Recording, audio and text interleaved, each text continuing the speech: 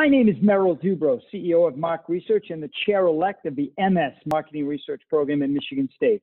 I'm really excited to be part of Spartan Insights. Spartan Insights is a series of podcasts that I'll be hosting and interviewing one of the 350 alumni and 60 board members from the Michigan State Marketing Research Program. Today's guest on Spartan Insights is Darian Harris, the Director of Player Engagement for Michigan State Football at Michigan State University. Darian, thanks so much for being a guest on Spartan Insights. Thank you for having me. All right. So, Darian, I know you and I are total strangers. Let's start with this. Just give us a brief overview, if you could, on your career for the listeners. For sure. So, born in Washington, D.C., raised in Silver Spring, Maryland. Went to DeMatha Catholic High School out there on the East Coast and grew up playing sports, kind of gravitated to football, and was fortunate enough to get an opportunity after my junior football season in high school to get pretty heavily recruited. And when I came out here on my visit to Michigan State, fell in love with the atmosphere, the campus, the tradition, all those things, and the football program, of course. So I decided pretty quickly to attend Michigan State University to further my academic and athletic career. So played 4 years here from 2012 to 2015, got here in 2011 and redshirted and played from 2012 to 2015. Fortunate enough to be a part of some pretty big games, winning a Rose Bowl, 2 Big Ten titles, Cotton Bowl, playing in the college football playoffs my senior year. Graduated with undergrad degree in journalism because I was always big on sports media and broadcast and things of that nature. After my 3-year professional career playing in Cincinnati and playing in the CFL, in Ottawa, was able to use that, did some work with Big Ten Network, did some writing for The Athletic, still do local radio and TV with Fox 47 and things of that nature now. But I also knew I wanted to further my educational career and opportunities. And I knew I wanted to find a way to give back to my alma mater, to Michigan State, within athletics in a different way. So I was able to come back in 2017 as a graduate assistant, and I was able to start grad school in the MSMR program, which was an unbelievable experience for me. It was actually a pretty quick turnaround for me. I left Cincinnati in the fall of 16, so about September, applied pretty much a week after getting back to East Lansing, MSMR program, got in a week later, and by January 1, was starting that. So it was a different path for me, I think, for the program. I would only take the program in the spring semesters because I was still playing professional ball. So in the spring, I would do school and GA work. And in the fall, I would go up to Canada and play. And I was able to do that for 2 years. And then once I got done playing and officially retired, finished up my last year going straight fall of 2018, spring of 2019, and then graduating in 2019 with an MSMR degree. I was able to then take that to Big Coffee, did marketing for them for a year, did marketing with Quicken Loans for about a month, and then got the opportunity at Michigan State when Coach Tucker took the job. So it's all come pretty full circle for me. Wow. So I didn't know any of the background, to be honest with you. There are so many questions I want to ask. Did you actually play basketball also for Morgan Wooten? I mean, you're talking about DeMatha, one of the greatest basketball powerhouses in high school. Is it top 3 in the country? I mean, yeah, I think it's got to be. I mean, Morgan Wooten was the first high school coach ever inducted into the Smith Basketball Hall of Fame. He was retired during my tenure there, but Mike Jones, who has an opportunity to be a Hall of Fame coach as well, was there. I did play basketball also for 2 years before solely focusing on football. But I mean, I went to school with some greats, Victor Oladipo, Quinn Cook, who just won a second title, all the Grant brothers. Jeremy played extremely well in the playoffs this year for the Nuggets. So I went to school with some pretty profound basketball players. So were you a 5-star athlete? No, I felt like I was. But no, I was ranked as a 3-star athlete by all the publications or whatever. I was like the 10th ranked overall football player in the state of Maryland. So had a pretty good high school career and it ended up working out for me.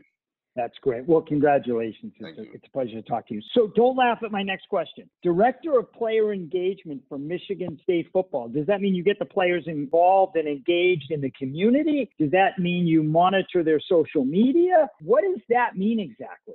Yeah, it's kind of all of the above of what you mentioned. Definitely oversee all the community service things that we do. Social media is a big piece of it now, also with branding. And actually, that's where my MSMR degree really comes into play, because with the change of times in the NCAA, what's coming next year with name, image, and likeness rules changing, and college athletes actually being able to profit off of who they are for the first time ever, got to teach them how to brand and market themselves. That's a big piece of it also. And then the player development side of it is key for me too. We have a program called the Overtime Program, which is everything off the field. So that's where my main focus is. So everything that's career services, resume building, interviewing, financial literacy, life skills, skills, mental health, voting, which obviously was huge this year, civic engagement, all of those Yeah. things fall under my wheelhouse. And it's what I've always wanted to do. It's something I've been talking about since I was playing here. I used to talk to one of our strength coaches now, Lorenzo Guess, who actually played here also under Saban and created the overtime program. Talked to him, since my junior year on about wanting to come back and do this. So to get an opportunity to actually do it has been a dream come true. Oh, that's great. Well, good for you for giving something back. That's awesome. So let me take you back to, you decide that, hey, look, I'm going to retire from football because market research is just my passion and so exciting, right? Darian, I know that was what you were saying. Sure. I know. So it's the fall of 2016 and you say, hey, Cincinnati Bengals, thanks, no thanks. I'm going to be a researcher. What were some of your early thoughts that you gravitated to the research, the MSMR program at Michigan State? I like to learn first and foremost. I like to dabble in different things. And, I'd already had the journalism, communication background, but I always had this passion for one, research, and two, marketing, branding, how things move, how things sell, what gravitates people to different things, whether it's in the technology business, but more predicated for me was social media because I love social media. I love all the good things, at least, about it. So I had heard really great things about the program. There was a football player or two that I played with that had gone through the program already. I also knew it started in the spring, and I needed a program that started in the spring because I wanted to get going in that January. And just talking to Jessica and talking to people within the program, trying to figure out how it would work with what I was trying to do. It was one of those situations where you honestly never know until you ask, and the worst thing anybody can say is no.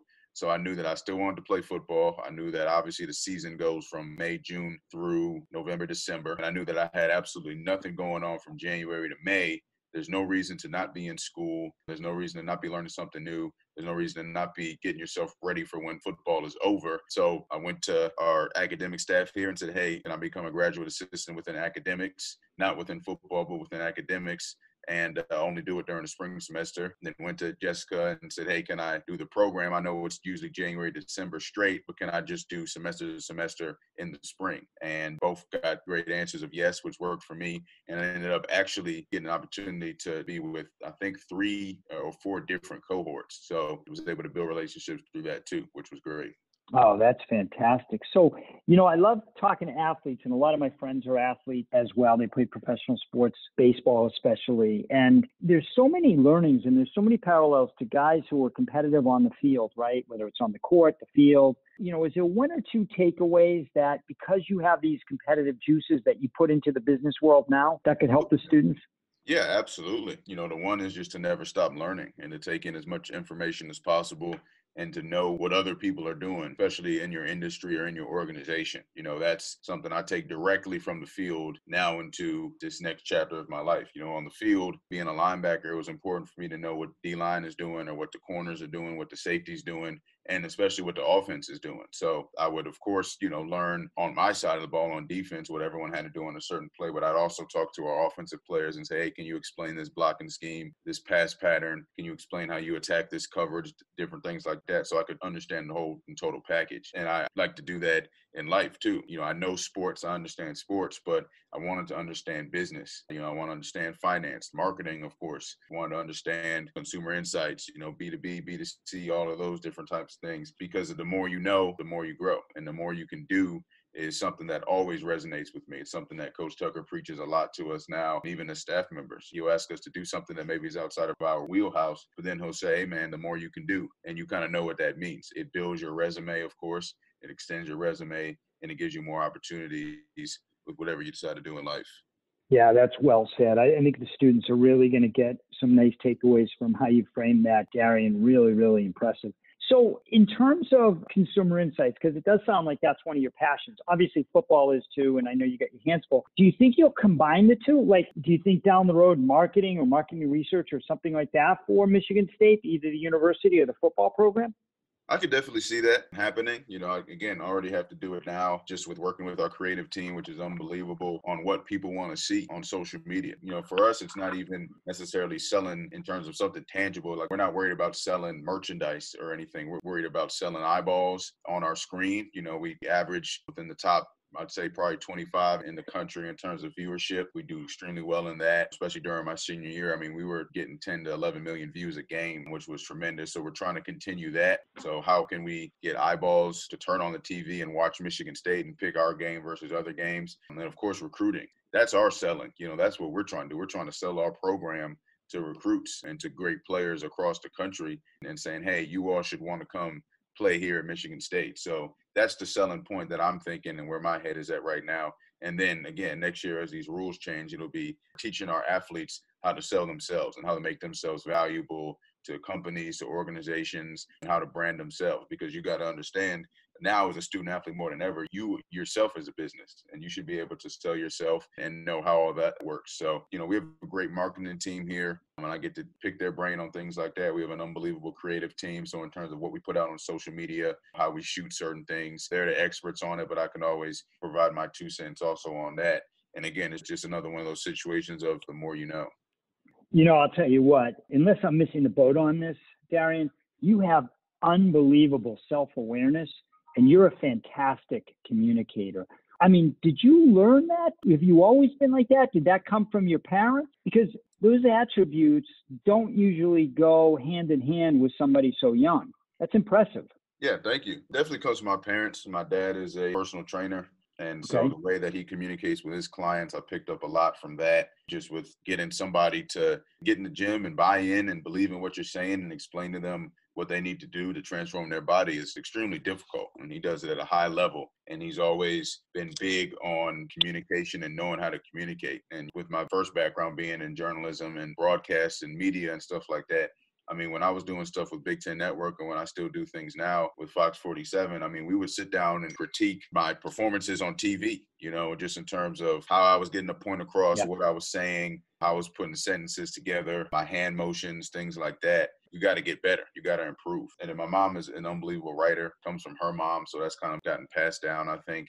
Tremendous writer, not by trade, by job title, but kind of his hobby. She's an editor, does a lot of writing and editing and things like that. So definitely got those things from both of them. I've always loved to communicate. Communication is as important as anything. I feel like during my senior year, my teammates elected me as the captain of the football team. It was because I think of my ability to communicate with everybody on the team, no matter where they're from, what their background was, and how they operated on the team and what their place was on the team. So I've always believed communication and communicating with different people and being able to stand in any room or sit at any table and have a conversation with somebody is important. Yeah, no, you're 100% right. I mentor a lot of kids, Darian, and one of the things I teach is blocking out the noise. And I don't mean the jackhammer outside. I mean, if you think about the noise right now during the course of a business day, right? I mean, obviously, we're talking presidential election. You've got the coronavirus noise. Obviously, we worry about our parents and the health and well-being of our friends and just all this noise. But, you're an interesting perspective because there you are playing in an away stadium with 75,000 people yelling and screaming at you. And, as a linebacker, you basically set the D. I mean, How do you block out the noise with so many people yelling, screaming? Because I think there's some nice tidbits to translate that information and kind of integrate that into the business world. No, for sure. I think that's a great point. And we even talked about that a lot last week going into our game against the school up down the road and getting a huge win on the road there. You won't even say the name of it. No, you won't never. even say Big Nope. Blue, huh? Nope. Wow. Never. It's a learned trait here. I just can't do it. But you talk about blocking out noise. We dropped one in week 1 that kind of set the MSU world on fire. And everyone's panicking. And if you look on social media, if you look in blog posts, if you listen to fans and things like that, they thought the world was ending. So that was a true example of having to block out the outside noise, focus on yourself, focus on what we have internally and go into the next week and take care of business. That's a way you got to block out the noise, and definitely would have to do that in the business world also, or in any job you get. You just got to focus on what you're doing and your job and making sure that you do it to the best of your ability for the greater good of the company. Playing in an away stadium, when you get to a certain level, you don't even notice the crowd. I mean, last week, being at, down the road at the big house, the little house, whatever you want to call it, I didn't even notice, having been there and having played there before a couple times on the road, that there weren't any fans there, or, it was just family for both sides. Wow. It could have been 112,000 like it was in 2015 when we played, or it could have been the 1,000 that it was last week. To me, I didn't feel the difference because I just knew that the opportunity out there was to win a football game. And that was the only thing that was important. And that's what I'm trying to instill into our players, especially our younger players. I think our older players get it, but especially our younger players is that, hey, it doesn't matter who's in the stands. You're going to get to a certain point where you don't even notice. You don't even notice, the cheers, the boos, all those things won't even matter to you because you're so fixated and focused on the task at hand. And I think you can take that into any walk of life. Just when you get to a certain level of focus, you don't even notice what's going on around you. You don't notice if, there's a bunch of people around you that are talking or having a side conversation about the weekend or something like that, or if there's something going on in a different sector of the company that doesn't necessarily apply to you. As long as you're doing your job and doing what you're supposed to do, that's what should matter. And then you can start figuring out how to get everything else back on track. Wow. Well, I'll tell you what, Darian, if mental toughness was an Olympic sport, without question, I'd give you the gold. Let me end with this, because this is all about the students and the cohorts. And I know you had the opportunity to meet 3 or 4 cohorts when you were part of the program. What advice would you give the current students of the MSMR program as they deal with the unknown of the pandemic, when there may be a job, there may not be a job when they graduate?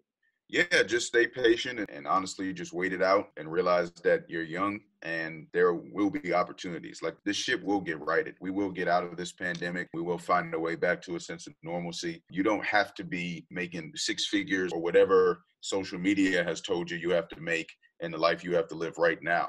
I think that that's one of the negatives of social media, especially for, millennials like myself. And I guess Gen Z is coming up now to being a part of the program, probably TikTok stars of the world now, which are funny, by the way, usually. But I think they also can have some detriments because there's certain people that will put out a life that they are saying that you should be living at this age. And more times than that, they're not even really living that life necessarily. It's just followers and likes. It doesn't necessarily equate to income. We're trying to figure out ways to make that happen, but it doesn't necessarily equate to income. And I think everybody's always trying to be better than somebody else or next up or whatever it is. And social media can really put you into a kind of downtrodden state because you're looking at other people getting all these other opportunities and they're not happening for you. And you're only, sitting here at 22, 23, 24, thinking you're supposed to be where you maybe will be at 32, 33, 34. So don't rush it. Only look at social media for the funny things and the memes and the stuff like that. But don't compare yourself to people on social media because more often than not, they're lying on there. It's always the advice I give. And we got to handle it with our players also. We have a no social media mandate 24 hours before the game. We teach our players how to use social media, what to respond to, what not to respond to, stuff like that. Because social media can really get you in a world of trouble. And it can also put you in a bad mental state when you pay attention to it too hard. Well said. You're 100% right. Social media stays forever, and it can most likely hurt you. But Darian, thank you so much. I really appreciate your time today on Spartan Insights. My name is Merrill Zubro. Thanks for listening.